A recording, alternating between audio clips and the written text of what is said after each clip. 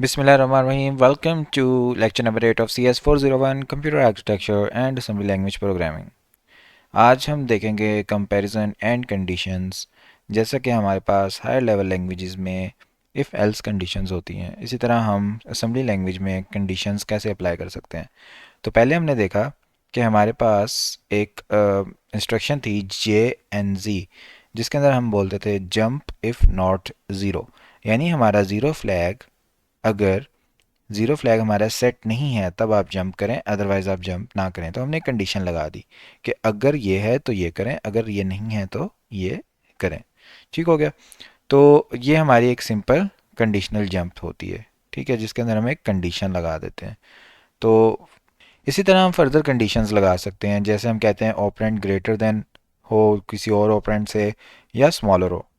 Higher languages में तो हम ये बहुत ज़्यादा कर रहे होते हैं कि हम कह रहे होते हैं I is greater than J, X is less than Y. तो ये हम बूलियन एक्सप्रेशंस और कंपैरिजंस हाई लेवल लैंग्वेजेस में तो बहुत ज़्यादा कर रहे होते हैं। लेकिन हाई लेवल लैंग्वेजेस को कंप्यूटर तो नहीं समझता, वो तो असेंबली लैंग्वेज को समझता है। तो जाहिरी बात है असेंबली लैंग्वेज में वो चीज़ अवेलेबल है तभी हायर लैंग्वेजेस में यूज़ हो रही है, अदरवाइज़ वो असेंबली लैंग्वेज में अगर ना होती तो हम उसको हायर लेवल लैंग्वेजेस में अवेलेबल ना कर सकते होते। तो जो CMP है ये की इंस्ट्रक्शन है, बिकॉज ये कंडीशनल रूटिंग अलाउ करती है प्रोसेसर के अंदर, जिसकी वजह से हमारे पास हायर लेवल लैंग्वेजेस में ये चीज़ें अवेलेबल होती हैं। अच्छा, जब आप इस पर गौर करें तो आपको पता चलेगा कि जो सब्ट्रैक्शन हम कर रहे हैं डेस्टिनेशन में से सोर्स की, उससे बहुत ज़्यादा कंडीशंस हम चेक कर सकते हैं। फॉर एग्जांपल, एक लार्जर नंबर को अगर मैं सब्ट्रैक्ट करूं एक स्मॉलर नंबर से, तो मुझे बोरो की ज़रूरत पड़ेगी। कैसे? फॉर एग्जांपल, मेरे पास नंबर है 5 और मैंने इसमें से फॉर एग्जांपल 25 है और अब मैं इसमें से सब्ट्रैक्ट कर रहा हूँ 10।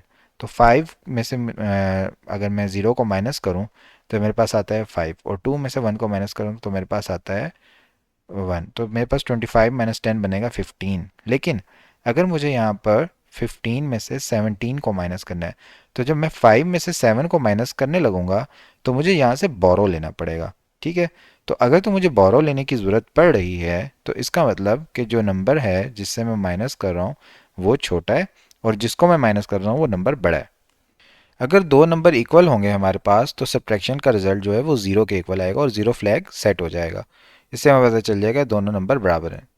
और जब हम बोरो ले रहे थे तो हमारा कैरी फ्लैग सेट हो रहा था। तो कोई भी सिग्निफिकेंट रिलेशन है डेस्टिनेशन और सोर्स का, वो एविडेंट हो जाता है साइन फ्लैग से, कैरी फ्लैग से, ज़ीरो फ्लैग से या ओवरफ्लो फ्लैग से। इन चारों फ्लैग की मदद से हम सारे रिलेशन बता सकते हैं, ग्रेटर के, लेस के, इक्वल के, जिसको हम अभी डिटेल में देखेंगे। जो CMP कंपेयर है वो विदाउट कंडीशनल जंप बिल्कुल मीनिंगलेस है। तो इमीडिएटली इसको फॉलो करना पड़ता है। यानी जैसे हम कंपेयर करते हैं तो जो हमारे फ्लैग सेट होते हैं उसके लिहाज से फिर हम जंप लगाते हैं कि jump zero, jump if equal, jump if not zero, ये साथ ही हम इमीडिएट लगा देते हैं, क्योंकि इस जंप के बगैर तो कंपेयर करने का फ़ायदा नहीं। अच्छा, एक और इम्पॉर्टेंट बात यह है कि हमारे पास साइंड और अनसाइंड नंबर के अंदर डिफरेंस होता है। जो अनसाइंड नंबर्स होते हैं उनके अंदर हमारे पास सिर्फ मैग्नीट्यूड जो होता है वो इम्पोर्टेंट होता है। ठीक है, जैसे फॉर एग्जांपल दो नंबर हैं 5 और 8, तो मेरे अंदर सिर्फ ये नंबर इंपॉर्टेंट है 5 और 8। लेकिन अगर मैं इसके साथ लगा दूँ -8 और इसके साथ लगा दूँ 5, तो फिर मैग्नीट्यूड इंपॉर्टेंट नहीं होगा खाली, बल्कि साथ साथ साइन भी इंपॉर्टेंट होगा। अब मैं ये नहीं कह सकता कि ये 8 जो है ये बड़ा है 5 से, क्योंकि इसके साथ माइनस का साइन है। तो साइन और अनसाइंड नंबर्स में कुछ डिफरेंस होते हैं। तो जो साइन नंबर्स होते हैं उनके अंदर मैग्नीट्यूड और साइन दोनों चीज़ें इंपॉर्टेंट होती हैं। For example, -2 is greater than -3 but 2 is smaller than 3। The sign has affected और कंपेरिजन्स। अच्छा, कंप्यूटर में क्या होता है कि हमारे पास जो साइंड नंबर्स होते हैं, यानी इनके साथ माइनस का साइन आना है या प्लस का साइन आना है, जब माइनस या प्लस के अंदर बीच में बात आ गई तो हम टूज कम्प्लीमेंट के अंदर नंबर्स को स्टोर करते हैं। ठीक है। तो जो नंबर होता है वो रहता नंबर ही है, लेकिन हमारी इंटरप्रिटेशन चेंज हो जाती है कि ये नंबर अब से साइंड होगा। जैसे +5 है तो ये रहेगा 5 ही, लेकिन अब मैं देखूंगा कि ये क्या +5 है या ये -5 है। अच्छा, अब जंप के अंदर जो डिफरेंट चीज़ें हैं, एक हमारे पास है जंप अबव, एक है जंप बिलो, एक हमारे पास है जंप ग्रेटर और एक हमारे पास है जंप लेस। तो ये जो हमारे पास चीज़ें हैं ये बताती हैं प्रोसेसर को कि हमारी क्या इंटेंशन है, हम साइन नंबर के साथ डील करना चाह रहे हैं या अनसाइंड नंबर के साथ डील करना चाहते हैं। अगर जंप अबव और ग्रेटर ऑपरेशन करें तो हमारे पास जो पता चलेगा कि ये एक सेम ऑपरेशन है। लेकिन जब हम सिमिलरली ब्लो एंड लेस करते हैं तभी हमें ऐसे लग रहा होता है कि सिमिलर ऑपरेशन है, लेकिन साइंड नंबर्स जो होते हैं हमारे पास जिनके अंदर माइनस इंक्लूड है, माइनस भी हो सकते हैं प्लस भी हो सकते हैं, उनमें हम यूज़ करते हैं jump greater and jump less. लेकिन जो अनसाइंड नंबर हैं यानी जिनके अंदर माइनस वाली बात नहीं है, बस नंबर जो होगा वो प्लस ही होगा, उसके अंदर हम यूज़ करते हैं जंप अबव और जंप बिलो। इस कंडीशन से ही प्रोसेसर को पता चल जाता है कि हम अनसाइंड नंबर से डील कर रहे हैं या साइंड नंबर के साथ डील कर रहे हैं। It is important to note that at the time of comparison the intent of programmer to treat the number as signed or unsigned is not clear। वो कंपेयर करते वक्त हमें नहीं पता चल पा रहा होता कि उसने क्या करना है। कि देखें जंप तो कंपेयर के बाद आना है ना, पहले सीएमपी करेंगे फिर जंप की कोई कंडीशन लगाएंगे। तो जंप से तो पता चल रहा है कि जंप ग्रेटर है, जंप लेस है, या जंप अबव या जंप बिलो है, उससे तो हमें पता चल जाएगा कि ये साइंड अनसाइंड है। लेकिन कंपेयर में तो हम इंटेंशन नहीं बता सकते ना। तो जो हमारे पास कंपैरिजन जब हो जाता है कंडीशनल जंप ऑपरेशन के दौरान ही हमें पता चलता है कि क्या इंटेंट है। फिर हम क्या करते हैं, हम जो फ्लैग्स होते हैं उनकी हेल्प लेते हैं। जैसे हमारे पास एग्जांपल के तौर पे हम लेते हैं कि नंबर 2 है, अगर उसको हम सेव करें एक वर्ड में तो ये 0002 के फॉर्म में सेव होगा। लेकिन अगर हमारे पास नंबर -2 है तो ये सेव होगा FFFE। अब बाइट में ये 02 रिप्रेजेंट हो रहा होगा, वर्ड की फॉर्म में तो हमारे पास 2 बाइट होते हैं ना, सिंगल बाइट में हमारे पास 02 हो रहा होगा और FE होगा -2। अब देखें तो मैग्नीट्यूड तो दोनों का सेम है, दोनों का 2 मैग्नीट्यूड है, लेकिन साइन चेंज है, एक +2 है एक -2 है। अब हम इसको -2 को कैसे लिखते हैं, FFFE टूज कम्प्लीमेंट फॉर्म में। लेकिन अगर आप इसको टूज कम्प्लीमेंट फॉर्म ना देखें, आप देखें कि वैसे अगर ये नंबर है तो ये किसके बराबर होगा, तो ये बनेगा 65534 के। तो ये सेम डाटा होगा जो हमारे पास ये चीज़ बता रही होगी। और जब हम कंपेयर करेंगे -2 को और इसको, तो -2 टूज कम्प्लीमेंट में स्टोर करेंगे तो हमारे पास FFFE स्टोर होगा। इस नंबर को नॉर्मली स्टोर करेंगे तो तब भी हमारे पास ये FFFE स्टोर होगा। तो जब हम कंपैरिजन करेंगे तो प्रोसेसर तो दोनों को इक्वल बता रहा होगा कि ये भी FFFE है और ये भी FFFE के बराबर है। लेकिन अगर आप असल में देखें अनसाइंड कंपैरिजन के अंदर, तो 65534 जो है वो काफ़ी बड़ा है 2 से। तो अगर हम जंप अबव यूज़ करते हैं after comparing -2 in destination with 2 in source, तो -2 हमारे पास आ रहा होगा FFFE के बराबर और 2 आ रहा होगा 2 के बराबर। और तो फिर ये -2 को बड़ा बोल देगा और जंप हो जाएगी। लेकिन अगर हम जंप अबव के बजाय जंप ग्रेटर यूज़ करें तो तब जंप नहीं होगी, क्योंकि तब ये साइन को भी कंसीडर करेगा। तो हमारे पास जो -2 होगा वो स्मॉलर देन 2 कंसीडर हो रहा होगा जंप ग्रेटर के अंदर। की आइडिया यहाँ पर ये है कि -2 और 65534 ये दोनों स्टोर हुए थे मेमोरी में एक ही तरह से, ये बस इंटरप्रिटेशन का फ़र्क था। जंप अबव ने उसको as a unsigned number treat किया, जंप ग्रेटर ने उसको as a signed number treat किया। अच्छा, ये इंपॉर्टेंट चीज़ है कि अनसाइंड कंपैरिजन में क्या होता है, ज़ीरो सबसे छोटा नंबर होता है और 65535 सबसे बड़ा नंबर होता है। जैसे ऑर्डर हमारा क्या चल रहा होता है, 0 1 2 से लेके 65535 तक। लेकिन जो साइंड नंबर्स होते हैं हमारे पास, उसमें सबसे छोटा नंबर ज़ीरो नहीं होता बल्कि होता है -32768, जिसकी मेमोरी रिप्रेजेंटेशन 32768 ही हो रही होती है। और जो हमारे पास सबसे बड़ा नंबर होता है वो होता है 32767। तो हमारे पास जो ऑर्डर चलता है वो इस तरह चलता है -32768 और आगे हम इंक्रीज़ करते जाते हैं टिल 32767। ये हमारे पास साइन नंबर्स की रेंज होती है। तो ये हम बिल्कुल एज इट इज़ याद कर लें। तो जो हमारे पास नेगेटिव नंबर्स होते हैं उनकी रिप्रेजेंटेशन भी ऐसे ही होती है जैसे अनसाइंड नंबर में होती है 32768 से 65535। लेकिन जो साइंड इंटरप्रिटेशन होती है, साइंड कंपैरिजन, ये as a negative number smaller than zero treat हो रही होती है। यानी कहने का मतलब है कि हमारे पास जैसे ये रेंज है इसकी 32767 तक है पॉजिटिव नंबर्स की, ठीक है। तो जो नेगेटिव नंबर्स होते हैं वो टूज कम्प्लीमेंट में स्टोर होते हैं, तो वो इसके आगे से लेके 65535 एड्रेस तक स्टोर हो रहे होते हैं। लेकिन मैग्नीट्यूड तो उनका ज़्यादा है, लेकिन जो उनका नेगेटिव नंबर का साइन होता है ना, साइन उनको बना देता है स्मॉलर देन ज़ीरो। अच्छा, कंपैरिजन के बाद अब क्या क्या चीज़ें हो सकती हैं ये हम अगले टेबल में देखते हैं। अगर तो हमारे पास डेस्टिनेशन सोर्स के बराबर है, मतलब हमने जो दो नंबर कंपेयर किए थे दोनों बराबर हैं, तो हमारा ज़ीरो फ्लैग सेट हो जाएगा। बिकॉज जब हम डेस्टिनेशन में से माइनस करेंगे सोर्स को, दोनों नंबर इक्वल होंगे, आंसर आएगा ज़ीरो। जब अरिथमेटिक आंसर मैथमेटिकल कैलकुलेशन से ज़ीरो आएगा तो हमारा ज़ीरो फ्लैग सेट हो जाएगा, वो वन के बराबर हो जाएगा। जब हमारी अनसाइंड डेस्टिनेशन छोटी होगी अनसाइंड सोर्स से, तो हमारा कैरी फ्लैग वन हो जाएगा। यानी हम कहना चाह रहे हैं कि डेस्टिनेशन में हमारे पास नंबर है 15 और हमारे पास सोर्स में नंबर है 20। तो मुझे अब 15 में से अगर 20 माइनस करना है तो मुझे कैरी लेना पड़ेगा।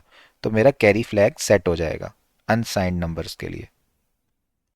अब मैं अगर ऊपर वाली दोनों चीज़ों को कंबाइन करके लिखूं यहाँ पर, तो अगर मेरी डेस्टिनेशन छोटी है या बराबर है सोर्स से, तो मेरा ज़ीरो फ्लैग भी सेट हो जाएगा या कैरी फ्लैग सेट हो जाएगा। अगर ज़ीरो फ्लैग सेट हुआ है इसका मतलब दोनों चीज़ें बराबर हैं। अगर कैरी फ्लैग सेट हुआ है इसका मतलब डेस्टिनेशन मेरी छोटी है और सोर्स बड़ी है। अगर मेरी डेस्टिनेशन ग्रेटर होगी विथ सोर्स, तो मेरा कैरी फ्लैग सेट नहीं होगा, वो ज़ीरो ही रहेगा क्योंकि मुझे कैरी की ज़रूरत नहीं पड़ेगी। यानी अगर मैं करूँ 20 माइनस 15 तो मेरा आंसर आ रहा है 5 और मुझे कोई पीछे से कैरी नहीं लेना पड़ रहा है। इसका मतलब मेरा कैरी फ्लैग ज़ीरो के बराबर है और मेरा जो ज़ीरो फ्लैग है वो भी सेट नहीं होगा। अगर ज़ीरो फ्लैग भी ज़ीरो के बराबर है, वो भी सेट नहीं हुआ, इसका मतलब कि मेरा डेस्टिनेशन जो है वो ग्रेटर है सोर्स से। लेकिन अगर मेरा ज़ीरो फ्लैग जो है वो भी सेट हो सकता है, उसको मैं कंसीडर ना करूँ, वो ज़ीरो भी हो सकता है वन भी हो सकता है, तो मुझे ये कंडीशन लगानी पड़ेगी कि या इक्वल होगा या ग्रेटर, दोनों कंडीशन लगानी पड़ेंगी। जैसे यहाँ पे अगर आप देखें तो ज़ीरो फ्लैग ज़ीरो के बराबर है और कैरी फ्लैग ज़ीरो के बराबर है, यानी ये दोनों नंबर इक्वल नहीं है और कैरी की भी ज़रूरत नहीं पड़ी। इसका मतलब जो पहला नंबर है डेस्टिनेशन वो बड़ा है सोर्स से। अब नेक्स्ट कॉन्सेप्ट देखते हैं जो कि कंफ्यूजिंग है थोड़ा सा, कि अगर हमारे पास साइन डेस्टिनेशन है, साइन नंबर्स हैं उसमें साइन डेस्टिनेशन है, वो छोटी है साइन सोर्स से, तो हमारा साइन फ्लैग ओवरफ्लो फ्लैग के बराबर नहीं होगा। यानी फॉर एग्जांपल मेरे पास एक नंबर है -25 और दूसरे मेरे पास नंबर है -20। अगर मैं -25 में से 20 को -20 को माइनस करता हूँ तो ये माइनस माइनस मल्टीप्लाई होकर प्लस बन जाएंगे। तो मेरा जो आंसर आएगा वो आएगा -5। तो मेरा जो साइन फ्लैग है वो सेट रहेगा, वो हो जाएगा, वो वन ही रहेगा क्योंकि नेगेटिव के लिए वो वन होता है साइन फ्लैग। और जो मेरा ओवरफ्लो फ्लैग है वो ज़ीरो रहेगा। ओवरफ्लो फ्लैग कब सेट होता है कि मेरा यहाँ पे माइनस था नंबर में लेकिन वो प्लस हो गया, या फिर मेरे पास प्लस था और वो माइनस हो गया, तब मेरा ओवरफ्लो सेट होता है कि मेरा जो सबसे मोस्ट सिग्निफिकेंट बिट थी उसके अंदर जो साइन बिट थी वो चेंज हो गई है, तो तब मेरा ओवरफ्लो फ्लैग सेट होता है। तो यहाँ पे अब क्या होगा, साइन फ्लैग जो है वो मेरा नेगेटिव ही रहेगा यानी वन के बराबर रहेगा और ओवरफ्लो चेंज भी नहीं हुआ। तो इसका मतलब मेरा जो डेस्टिनेशन है वो छोटा है सोर्स से, क्योंकि जो हमारे पास मैग्नीट्यूड जिसका ज़्यादा हो नेगेटिव साइन में वो नंबर छोटा होता है, यानी -25 जो होता है वो छोटा होता है -20 से। नेक्स्ट हमारे पास है कि हमारे पास ये वाली कंडीशन भी है और साथ में ज़ीरो फ्लैग जो है वो भी सेट हो गया है। ये दोनों में से कोई भी कंडीशन हो सकती है। तो इसका मतलब हम कहेंगे कि sign destination less than equal, यानी लेस देन तो है लेकिन अगर ज़ीरो फ्लैग सेट हो रहा है तो इक्वल भी हो सकती है। नेक्स्ट हमारे पास है कि अगर हमारी source destination greater than equal होगी हमारी साइन सोर्स से, तो इसका मतलब हमारा जो साइन फ्लैग है वो ओवरफ्लो फ्लैग के इक्वल हो जाएगा। अगर हमारी source destination greater than equal होगी सोर्स साइन सोर्स से, sorry sine destination greater than equal होगी साइन सोर्स से, तो हमारा जो साइन फ्लैग है वो ओवरफ्लो फ्लैग के इक्वल होगा। यानी जब हम साइन सोर्स को सब्ट्रैक्ट करते हैं एक साइन डेस्टिनेशन से तो आंसर पॉजिटिव है और ओवरफ्लो भी नहीं है। यानी हमारे पास जो साइन फ्लैग है वो ज़ीरो के बराबर है क्योंकि पॉजिटिव आंसर है, और हमारे पास जो ओवरफ्लो है वो भी नहीं है, वो भी ज़ीरो के बराबर है। तो ये दोनों चीज़ें बराबर हैं एक दूसरे के, तो इसका मतलब हमारी डेस्टिनेशन ग्रेटर होगी। और अगर ओवरफ्लो हो गया है यानी ओवरफ्लो हमारा वन के बराबर है और हमारा जो साइन है वो भी चेंज हो गया, सॉरी हमारा जो नेगेटिव आंसर आया है यानी साइन फ्लैग जो है वो भी हमारा वन के बराबर है, तो ये दोनों चीज़ें बराबर होंगी, इसका मतलब डेस्टिनेशन ग्रेटर होगी। उसके बाद जो नेक्स्ट हमारे पास है वो ये है कि अगर हमारा ज़ीरो फ्लैग जो है वो सेट नहीं हुआ, वो हमारे पास ज़ीरो के बराबर ही है, तो हम इसके अंदर इक्वल वाली कंडीशन ख़त्म कर देंगे और हम एंड की कंडीशन लगाते। अगर हम इसके अंदर और की कंडीशन लगाते तो हम कहते जो ज़ीरो फ्लैग है वो सेट भी हो सकता है और नहीं भी हो सकता, फिर हम इक्वल टू का साइन इंक्लूड करते। लेकिन हमने यहाँ पे एंड की कंडीशन लगा दी कि ज़ीरो फ्लैग हमारा ज़ीरो है और साइन फ्लैग हमारा ओवरफ्लो फ्लैग के इक्वल है। तो हमारी जो सोर्स डेस्टिनेशन है वो ग्रेटर सोर्स, बार बार बोल रहा हूँ, साइन डेस्टिनेशन है वो ग्रेटर होगी साइन सोर्स से। तो ये हमारे पास डिफरेंट कंडीशंस थी जो कि हम फ्लैग्स की मदद से चेक कर रहे होते हैं। अब हम देखेंगे conditional jump with the help of flags. अच्छा, ये चैप्टर थोड़ा बोरिंग लगता है मुझे, तो इसलिए आपको मेरे साथ बेयर करना पड़ेगा। कोई भी हमारे पास इंटरेस्टिंग या मीनिंगफुल सिचुएशन होती है फ्लैग्स की, यानी ज़ीरो फ्लैग कभी सेट हो गया, कभी नहीं हुआ, उसके अलावा बाकी कैरी फ्लैग जो है उसकी क्या वैल्यू है, और फ्लो फ्लैग की क्या वैल्यू है, साइन फ्लैग की क्या वैल्यूज है, इन डिफरेंट फ्लैग की वैल्यूज़ की हेल्प लेते हुए हम जंप कंडीशन लगाते हैं जिसको कहते हैं कंडीशनल जंप। फॉर एग्जांपल जे जी और जे एन जी है। जे जी का मतलब है jump if zero, J N G का मतलब जंप इफ़ नॉट ज़ीरो, यानी ज़ीरो फ्लैग को चेक कर रहा होता है। अगर हम कंपैरिजन में बोथ ऑपरेंड्स हमारे सेम हैं तो हमारी जो सब्ट्रैक्शन का रिजल्ट होगा वो ज़ीरो के बराबर आएगा और ज़ीरो फ्लैग हमारा सेट हो जाएगा। तो अगर हम कहें थस जंप ज़ीरो, तो ज़ीरो है अगर तो वो जंप कर देगा, ठीक है। इफ़ नॉट ज़ीरो तो फिर वो नहीं करेगा। तो ये दोनों कंडीशंस हम चेक कर सकते हैं, ये चेक करने के लिए कि इक्वलिटी है या नहीं, हमारे जो दोनों नंबर थे उनके सब्ट्रैक्शन से क्या आंसर ज़ीरो आया है कि नहीं आया। इसी वजह से हमने रीनेम कर दिया jump zero, jump if not zero को jump equal and jump not equal, read as jump if equal और जंप इफ नॉट इक्वल। ये बहुत ज़्यादा लॉजिकल लगते हैं लिखने में और सेम वही मीनिंग है जिसके लिए हम इनको इस्तेमाल कर रहे थे। पहले हम ज़ीरो फ्लैग बोल के इस्तेमाल कर रहे थे, अब हमने direct jump equal jump not equal लिख दिया। चेक हम ज़ीरो फ्लैग ही कर रहे होते हैं फिर भी। तो हमारे पास जो जंप होती है उसको हम रीनेम कर सकते हैं दो तीन नामों से। जैसे अभी हमने जंप ज़ीरो को जंप इफ़ इक्वल के नाम कर दिया, तो इसी तरह हम और भी जंप्स को रीनेम कर सकते हैं, तीन चार नाम दे सकते हैं ताकि हमारी अप्रोप्रिएट लॉजिक बिल्ड हो जाए और कन्वे हो जाए असेंबली लैंग्वेज प्रोग्राम्स के अंदर। ये जो रीनेमिंग है ये किसने की, इंटेल ने की, और स्टैंडर्ड बन गया IAPX 88 के लिए। अब हमारे पास क्या है, jump if carry, jump if not carry, ये कैरी फ्लैग को टेस्ट कर रहा होता है। फॉर एग्जांपल हमने टेस्ट करना है कि ओवरफ्लो हुआ है अनसाइंड एडिशन और सब्ट्रैक्शन में या नहीं हुआ। कैरी फ्लैग जो है वो तब भी सेट होगा कि हमारे पास जो दो अनसाइंड नंबर्स थे उनको हमने सब्ट्रैक्ट किया और हमारा जो पहला नंबर था वो छोटा था दूसरे नंबर से। तो अगर हमारा पहला नंबर छोटा है दूसरे नंबर से और हम सब्ट्रैक्शन कर रहे हैं तो पहले नंबर को कैरी तो लेना पड़ेगा। इसलिए फिर हमने रीनेम वेरिएंट यूज़ कर लिए, jump if below, jump if not above और equal, jump if not below, jump if above और इक्वल। तो अब ये हमारे पास एक टेबल आ गया है जिसके अंदर हम सारी जंप कंडीशंस को फ्लैग के साथ रिलेट कर सकते हैं। अगर तो हमारा कैरी फ्लैग सेट है, जैसे C F is equal to one हो गया, तो इसके हम डिफरेंट नाम दे सकते हैं, ठीक है। हम कह सकते हैं जंप इफ़ कैरी, अगर तो आपके पास कैरी है तो आप जंप कर जाओ। हम कह सकते हैं जंप इफ़ बिलो, ज़ाहिर बात है कैरी तभी लेंगे ना जब हमारा नंबर छोटा होगा और जो नंबर माइनस कर रहे हैं वो बड़ा है, तो जंप इफ़ बिलो। अगर वो हमारा नंबर छोटा है तो हम उसको इस तरह भी लिख सकते हैं कि वो नंबर ना बराबर है और ना बड़ा है, तो हम ऐसे भी कह सकते हैं जंप इफ़ नॉट अबव और इक्वल। तो ये कैरी फ्लैग के साथ हम तीन कंडीशन अटैच कर सकते हैं। अगर हमारा कैरी फ्लैग ज़ीरो है, इसका मतलब क्या हो सकता है कि या तो वो दोनों नंबर बराबर हैं या पहला नंबर बड़ा है। तो हम कह सकते हैं jump if not carry, jump if not below, क्योंकि वो बड़ा है ना तो नॉट बिलो हो जाएगा, जंप इफ़ अबव और इक्वल, यानी वो बराबर भी हो सकता है और बड़ा भी हो सकता है। अच्छा, नेक्स्ट हमारे पास जो फ्लैग है वो है ज़ीरो फ्लैग। अगर तो हमारा ज़ीरो फ्लैग वन के बराबर हो जाता है तो हम क्या कह सकते हैं, जंप इफ़ ज़ीरो या जंप इफ़ इक्वल, दोनों नंबर बराबर होंगे।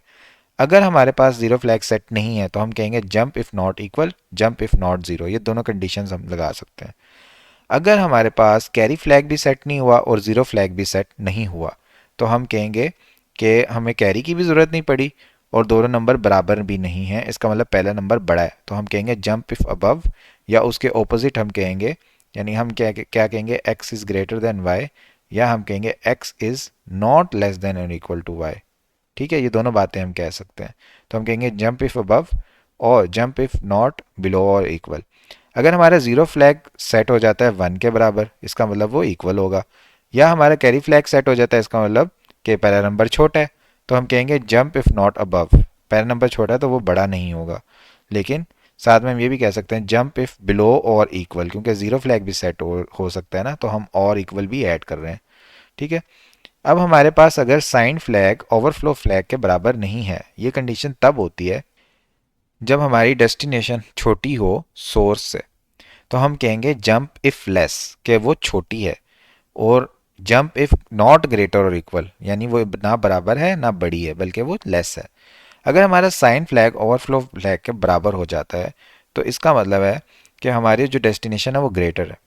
तो हम कहेंगे jump if not less, jump if greater और इक्वल। अगर हमारा ज़ीरो फ्लैग सेट नहीं है और हमारे पास जो साइन फ्लैग है वो ओवरफ्लो फ्लैग के बराबर आ गया, तो इससे मिलती जुलती बात है, लेकिन ये और इक्वल वाली कहानी ख़त्म हो जाती है। तो हम बोलेंगे जंप इफ़ ग्रेटर, या फिर हम बोलेंगे जंप इफ़ नॉट लेस और इक्वल। अगर हमारा ज़ीरो फ्लैग सेट हो गया और ये दोनों चीज़ें बराबर नहीं है, इसका मतलब हमारी डेस्टिनेशन छोटी है, तो हम बोलेंगे जंप इफ़ नॉट ग्रेटर, या फिर हम बोलेंगे जंप इफ़ लेस और इक्वल। इसके बाद हमारे पास क्या है, ओवरफ्लो फ्लैग अगर हमारा सेट हो गया तो हम बोलेंगे जंप इफ ओवरफ्लो। अगर वो सेट नहीं है तो हम बोलेंगे jump if not overflow. Sign flag set है, जंप इफ साइन, नहीं set jump if not sign. इसके बाद अगर हमारे पास पैरिटी फ्लैग सेट है तो हम बोलेंगे jump if parity, jump if even parity. अगर पैरिटी फ्लैग सेट नहीं है तो हम बोलेंगे jump if not parity, jump if odd parity. यानी ऑड के लिए ये जीरो के बराबर होता है, इवन के लिए ये वन के बराबर होता है। और हमारे पास एक होता है सी एक्स, जिसके अंदर हम लिखते हैं jump if C X is zero. अगर सी एक्स रजिस्टर जीरो हो गया है तो आप जंप कर दें, ये काउंटर रजिस्टर है ना। फॉर एग्जाम्पल हमने इसकी वैल्यू 9 रखी थी कि हमने 9 बार एक लूप चलाना है, अब वो चल के ज़ीरो हो गया, तो हम बोलेंगे जंप इफ़ ज़ीरो। आप कोड के एंड पे चल जाओ और एंड पे ख़त्म कर देंगे, तो ये इसके लिए हम इस्तेमाल कर सकते हैं। तो ये हमारा बेसिकली टेबल था जो कि कन्फ्यूजिंग था, तो आप वीडियो को दोबारा से रिप्ले कर लीजिएगा। तो हमारे पास जो कंपेयर इंस्ट्रक्शंस होती है, ये फ्लैग्स को सेट कर रही होती है डेस्टिनेशन और सोर्स का रिलेशनशिप बताने के लिए। ठीक है। अब ये इंपॉर्टेंट है ये देखना कि हम डेस्टिनेशन को कंसीडर कर रहे हैं सोर्स से, या सोर्स को कंसीडर कर रहे हैं डेस्टिनेशन से। तो बेसिकली हम क्या कर रहे होते हैं, डेस्टिनेशन को कंसीडर कर रहे होते हैं एज पर द सोर्स, क्योंकि हम डेस्टिनेशन में से सोर्स को माइनस कर रहे होते हैं। तो हमारे पास जंप अबव और जंप बिलो इंस्ट्रक्शंस हैं, ये अनसाइंड नंबर्स के लिए होती हैं जिनमें नेगेटिव नंबर्स नहीं होते। और जबकि हमारे पास जंप ग्रेटर और जंप लेस जो होती हैं वो साइंड नंबर्स के लिए होती हैं। जो हमारे पास 16 बिट होती है डाटा की, वो डाटा होल्ड कर रही होती है, वो साइन होल्ड नहीं कर रही होती। जबकि साइन नंबर्स में वो क्या कर रही होती है, जहाँ पे हम जंप लेस और जंप ग्रेटर यूज़ कर रहे होते हैं, तो हमारी जो मोस्ट सिग्निफिकेंट बिट होगी उसके अंदर अगर नेगेटिव नंबर है तो हम 1 लिख देंगे, अगर पॉजिटिव नंबर है तो हम 0 लिख देंगे। तो ये हमारे बेसिकली डाटा होल्ड नहीं कर रही होती बल्कि साइन होल्ड कर रही होती है। तो ये हमारे पास क्लियर हो जाएगा जब एग्जाम्पल हम देखेंगे और उसको समझेंगे। अब जंप जो है, ये एक ऐसी जंप है जो बड़ी स्पेशल जंप है, जो किसी के फ्लैग के ऊपर डिपेंड नहीं कर रही होती। ये कौन सी जंप है, बड़ा इंपॉर्टेंट ऑब्जेक्टिव है ये, लास्ट वाली जो हमने पढ़ी थी, jump if C X zero. ये रजिस्टर की वैल्यू पे डिपेंड करती है कि सी एक्स रजिस्टर अगर ज़ीरो के बराबर है तब आप जंप करना, ये किसी फ्लैग के ऊपर नहीं करती। अगर ज़ीरो फ्लैग को ये नहीं देखेगी। अगर हम लिखते हैं ना jump if zero, jump if not zero, या हम लिखते हैं jump if equal, jump if not equal, तो ये फ्लैग देख रहा होता है। इसके अलावा बाकी जंप सारी फ्लैग्स देख रही होती हैं, कोई ओवरफ्लो फ्लैग देख रहा होता है, कोई साइन फ्लैग देख रहा होता है। ये एक वाहिद ऐसी कंडीशन है जो क्या कर रही होती है, रजिस्टर की वैल्यू देखती है। अगर सी एक्स की वैल्यू ज़ीरो के बराबर होगी तो ये कंडीशन एग्जीक्यूट हो जाएगी, किसी फ्लैग से कोई इसको डाटा लेने की ज़रूरत नहीं है, इसका कोई काउंटर पार्ट नहीं है, और कोई इसकी इंस्ट्रक्शन नहीं की फॉर्म कोई और नहीं है।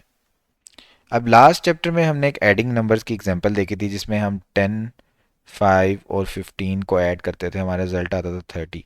तो ये हम अगर हम कंपेयर को यूज़ करें इंस्ट्रक्शन को बी एक्स रजिस्टर के अंदर, तो हमें सेपरेट काउंटर जो है ना उसकी ज़रूरत नहीं पड़ेगी। इसको हम एग्जांपल से देखते हैं।